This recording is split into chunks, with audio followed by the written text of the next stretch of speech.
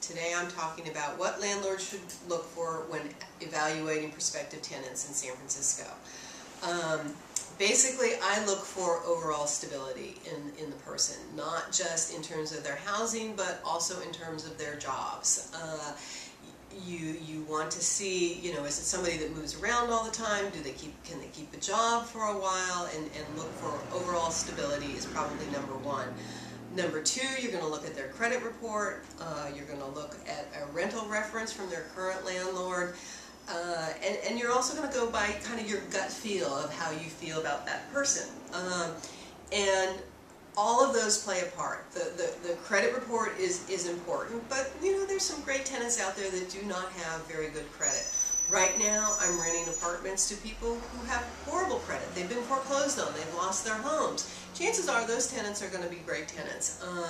And so just because they've got a ding on their credit report, you want to look at the whole credit report and see where they are and what bills is it they have or have not paid in the past. So that's important. And sometimes tenants that don't have the greatest credit in the world can really be very good tenants. The other thing is the rental reference from the current landlord, and if you can get it from the previous landlord.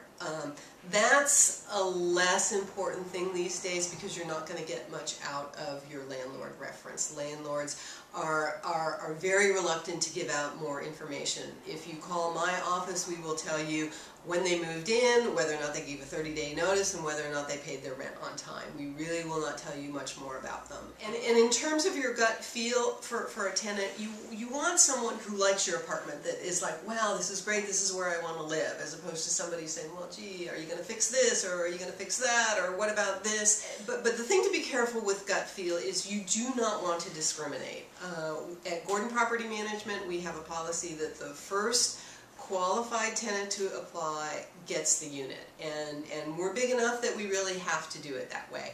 A smaller landlord may be a little harder to deal with, but you do not want to be in any position where you could be accused of discriminating against a potential applicant, and you really need to look at all applicants fairly. That's kind of it for evaluating tenants in San Francisco. I'm Stephanie Gordon at Gordon Property Management.